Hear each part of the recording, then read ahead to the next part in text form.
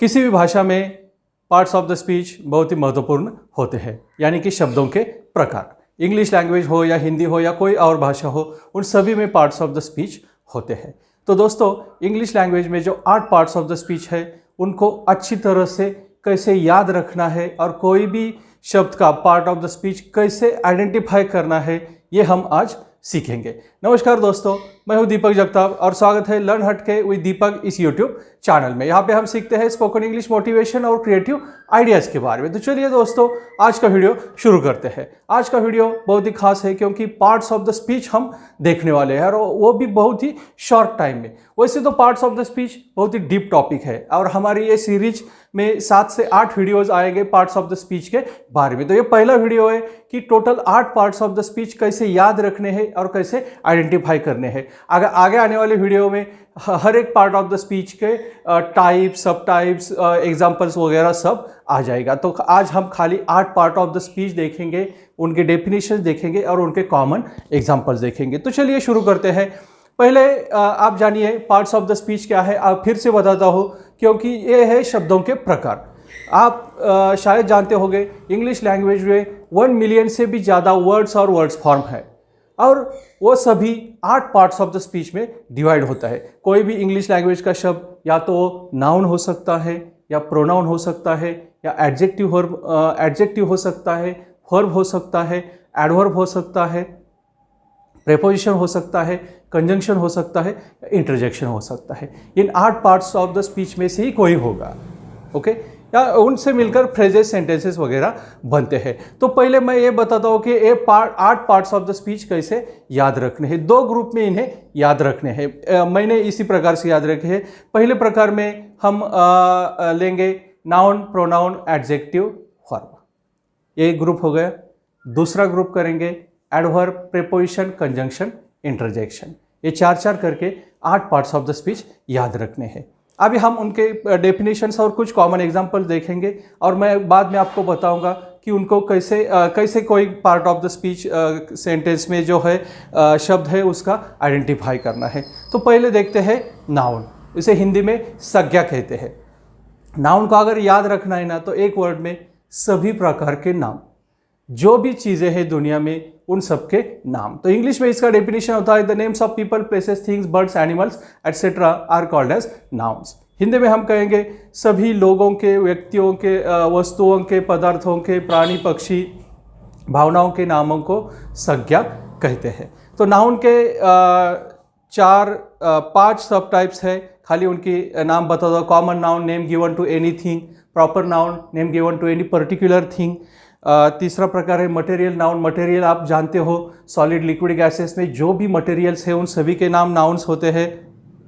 फिर collective noun, collective यानी कि समूह, जैसे कि team, flock of birds, shoal of fish etcetera. Abstract noun के बारे में थोड़ा सा बताता हूँ, उस पर हम डिटेल वीडियो आने वाले बताने हैं। ऐसी चीज़ें जिनको हम स्पर्श नहीं कर सकते, अनुभव कर सकते हैं, उसे एब्स्ट्रैक्ट कहते हैं। जैसे हैप्पीनेस, सैडनेस, ये है एब्स्ट्रैक्ट नाउन। तो नाउन के बारे में आप समझ गए होंगे, सभी प्रकार के नाम। एग्जाम्पल है Ram, Shyam, Sita, Gita, birds, animals, trees, mountains, rivers, जो भी शहरों के नाम हैं, मुंबई, दिल्ली, चंडीगढ़, कंट्रीज़ के नाम, इंडिया, चाइना, अमेरिका, रशिया, ये सभी प्रकार के जो नाम है वो नाउन है। तो नाउन आइडेंटिफाई करना बहुत ही आसान है। खाली आपको उसको देखकर थोड़ा सोचना है कि ये किसी चीज़ का नाम है।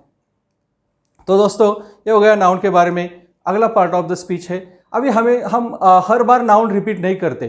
जैसे अगर मैंने ऐसे कहा Ram is a student, Ram is a good boy, Ram plays cricket, Ram studies hard, बार बार राम कहने की ज़रूरत नहीं है। इसके लिए हम क्या यूज़ करते हैं? प्रोनाउन यूज़ करते हैं, जिसका मतलब होता है सर्वनाम यूज़ करते हैं। जैसे Ram is a good boy, he is a good student, he studies hard, he plays cricket. यहाँ पे ही हमने प्रोनाउन यूज़ किया। तो प्रोनाउन का मतलब क्या हो गया? The words use instead of nouns are called as pronouns. नाम की जगह इस्तेमाल किए जाने वाले शब्दों को हम क्या कहते हैं? प्रोनाउंस कहते हैं। अभी प्रोनाउंस के भी अनेक प्रकार है, लेकिन अभी फिलहाल के लिए मैं 2 टाइप्स के प्रोनाउन को बताऊंगा। पहला प्रकार है पर्सनल प्रोनाउंस और दूसरा है डेमोन्स्ट्रेटिव प्रोनाउंस। पर्सनल प्रोनाउंस कौन कौन से होते हैं? I, we, you singular, you plural, he she third person singular, they third person plural. बाकी भी बहुत सारे प्रकार है प्रोनाउंस के, उसके हम सेपरेट वीडियो बनाएंगे। दूसरा होता है डेमोन्स्ट्रेटिव प्रोनाउंस। डेमोन्स्ट्रेटिव का मतलब क्या होता है? किसी चीज़ दर्शाने के लिए। उसमें होता है दिस, दैट, और दिस का प्लूरल दिस और दैट का प्लूरल दोज। जैसे कि दिस इज अ बुक। अगर कोई पास की चीज़ दिखानी है तो दिस यूज़ करते हैं, दूर की चीज़ दिखानी है तो उसके लिए दैट यूज़ करते हैं, दैट इज अ डोर। समझ गए? और प्लूरल है these are books, those are doors. This, that और दिस, दोज का डिफरेंस याद रखिए। और प्रोनाउन को भी याद रखिए। नाम की जगह प्रयुक्त इस्तेमाल किए जाने वाला शब्द को हम प्रोनाउन कहते हैं। और हमेशा याद रखिए, लेकिन पहले आपको नाउन यूज़ करना है और बाद में उसके लिए प्रोनाउन यूज़ करना है, नहीं तो सामने वाले को उसका मतलब समझ नहीं आएगा। ये भी बात याद रखने वाली है। तो चलिए बढ़ते अगले पार्ट ऑफ द स्पीच की तरफ, एडजेक्टिव, विशेषण।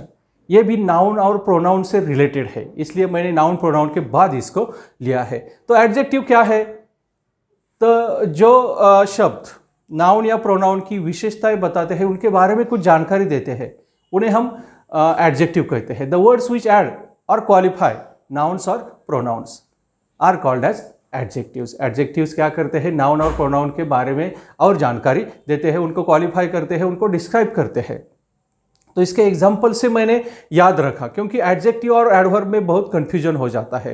तो एडजेक्टिव के एग्जाम्पल याद रखिए, good, bad, big, small, tall, short, easy, difficult, important. Important ये बहुत ही महत्वपूर्ण एडजेक्टिव है जो हम हमेशा यूज़ करते हैं, लेकिन हमें मालूम नहीं होता है कि ये एडजेक्टिव है। तो एडजेक्टिव के लिए मैंने 2 एग्जाम्पल याद रखे थे। गुड, बैड एडजेक्टिव है। तो इस प्रकार से आप आसानी से एडजेक्टिव्स आइडेंटिफाई कर सकोगे। तो एडजेक्टिव के बाद सबसे महत्वपूर्ण पार्ट ऑफ द स्पीच आता है चौथा, वर्ब, जिसे हिंदी में क्रिया कहते हैं। जो भी शब्द किसी भी प्रकार की क्रिया या होने की अवस्था दिखाता है उसे वर्ब यानी कि क्रिया कहते हैं। उसका इंग्लिश में डेफिनेशन होता है the words which show action और state of being of people, places, things, birds, animals etcetera are called as verbs. Verb यानी कि action words, come, go, read, write, play, sing, dance, ये action दिखाते हैं। Am, is, are, was, were, will be, shall be, ये action के sentences में भी use होते हैं और ये स्टेट ऑफ बीइंग दर्शाते हैं। जैसे कि ही इज अ स्टूडेंट, यहाँ पे वो एक विद्यार्थी है, ये एक्शन नहीं है, स्टेट ऑफ बीइंग है। शी इज अ सिंगर, यहाँ पे एक्शन नहीं, स्टेट ऑफ बीइंग है। तो एक्शन और स्टेट ऑफ बीइंग दोनों का डिफरेंस भी आपको पता लग गया होगा। और वर्ब के बिना सेंटेंस नहीं होता है। वर्ब एटलीस्ट सेंटेंस बनने के लिए उसमें नाउन या प्रोनाउन सब्जेक्ट के तौर पर होना चाहिए और वर्ब होना चाहिए, तभी ये बनते हैं। वर्ब के 2 मुख्य प्रकार होते हैं, मेन वर्ब्स और हेल्पिंग वर्ब्स। मेन वर्ब्स कौन कौन से होते हैं? Come, go, read, write, play, sing, dance. Main verb के भी फिर 5 फॉर्म होते हैं। First form go, second form went, third form gone, उसका present participle going, third person singular verb form goes, ऐसे टाइप्स होते हैं। वो भी उसके बारे में हम अलग से वीडियो बनाएंगे। अब बात आते हैं हेल्पिंग वर्ब्स या उन्हें ऑक्सिलरी वर्ब्स कहते हैं। इसमें टू बी के हेल्पिंग वर्ब्स प्रेजेंट टेंस में होते हैं am, is, are, past tense में होते हैं वाज, वेयर, फ्यूचर टेंस में होते हैं will be, shall be. To do के हेल्पिंग वर्ब प्रेजेंट में डू, डज होते हैं और पास्ट में डिड होता है। टू हैव के हेल्पिंग वर्ब्स प्रेजेंट में हैव, हैज होता है, पास्ट में हैड होता है, फ्यूचर में विल हैव, शैल हैव होता है। और सबसे महत्वपूर्ण हेल्पिंग वर्ब्स का प्रकार आता है मॉडल ऑक्सिलरी वर्ब्स, जिनके बारे में बहुत ही कम जानकारी होती है और अगर उनका इस्तेमाल आप सही तरीके से कर सको तो आपका इंग्लिश इतना अच्छा बन जाएगा कि आप सभी को इम्प्रेस कर पाओगे। तो मॉडल ऑक्सिलरीज कौन से हैं? कैन प्रेजेंट एबिलिटी दिखाता है, could past ability, may, might possibility दिखाता है, शुड एडवाइस सजेशन दिखाता है, must strong obligation compulsion necessity दिखाता है, ऑट टू मॉरल ऑब्लिगेशन दिखाता है, नीड, डेयर। ये मेन वर्ब के तौर पे भी यूज होते हैं और मॉडल ऑक्सिलरी के तौर पर भी यूज होते हैं। तो टोटल मॉडल ऑक्सिलरी फिर से देखिए, can, could, may, might, must, should, would, ought to, need, dare. Okay, would का इस्तेमाल हम पास्ट हैबिट, पास्ट इमेजिनेशन और प्रेजेंट में भी करते हैं। तो ये मॉडल ऑक्सिलरी हो गए। वर्ब बहुत ही महत्वपूर्ण टॉपिक है। आप को इस अच्छी तरह से अगर स्टडी करोगे तो बहुत ही लाभदायक रहेगा। तो ये हो गया वर्ब के बारे में। उसका अगला पांचवा पार्ट ऑफ द स्पीच है एडवर्ब। एडवर्ब का मतलब नाम में ही आपका होता है वर्ब एंड ऐड, वर्ब में ऐड करना। लेकिन खाली एडवर्ब वर्ब में ऐड नहीं करता है, वर्ब के बारे में बताता है, एडजेक्टिव के बारे में बताता है और वाक्य में दूसरे एडवर्ब के बारे में भी बताता है। और सबसे कॉमनली यूज होने वाला एडवर्ब है very. He is very strong, he is walking very slowly. यहाँ पे वेरी एडवर्ब है। तो एडवर्ब का डेफिनेशन इंग्लिश में देखिए, the words which add something about verb, adjective और another adverb in the same sentence are called as adverbs. Example के लिए आप एक याद रखिए, एलवाई वर्ड जो होते हैं स्लोली, फास्ट, फास्ट को एलवाई लगकर उसका एडवर्ब नहीं बनता है, फास्ट एडजेक्टिव भी है और एडवर्ब भी है, हमेशा याद रखिए। ब्यूटीफुली, ग्रेसफुली, काइंडली, ऐसे जो शब्द है वो है एडवर्ब एलवाई वर्ड्स। कुछ इंपॉर्टेंट एडवर्ब्स के एग्जांपल है very, greatly, really, indeed, so, too, ये सभी एडवर्ब्स होते हैं। ये वर्ब्स के बारे में इंफॉर्मेशन देते हैं या एडजेक्टिव के बारे में देते हैं या वाक्य में दूसरे एडवर्ब के बारे में देते हैं। जैसे ही इज वॉकिंग स्लोली, यहाँ पे स्लोली ने वॉकिंग इस वर्ब के बारे में बताया, एडवर्ब है। He is walking very slowly, slowly adverb है, स्लोली के बारे में और जानकारी दी वेरी ने, तो ये भी एडवर्ब हो गया। He is very clever, clever adjective है और यहाँ पे वेरी ने उसके बारे में और जानकारी दी, तो ये हो गया एडवर्ब। आप हमेशा याद रखिए और एलवाई वर्ड्स के बारे में याद रखिए। अगला पार्ट ऑफ द स्पीच आता है प्रेपोजिशन। प्रेपोजिशन को हिंदी में संबंध सूचक अव्यय कहा जाता है। दो नाउन्स या प्रोनाउंस के बीच क्या संबंध है ये बताने वाले शब्द को प्रेपोजिशन या संबंध सूचक अव्यय कहते हैं। उसको इंग्लिश में कहेंगे the words which show relation between nouns और pronouns in the same sentence are called as prepositions. Prepositions का एग्जांपल देखिए, the book is on the table, book noun है, टेबल नाउन है, उनमें क्या रिलेशन है ये बताया ऑन ने।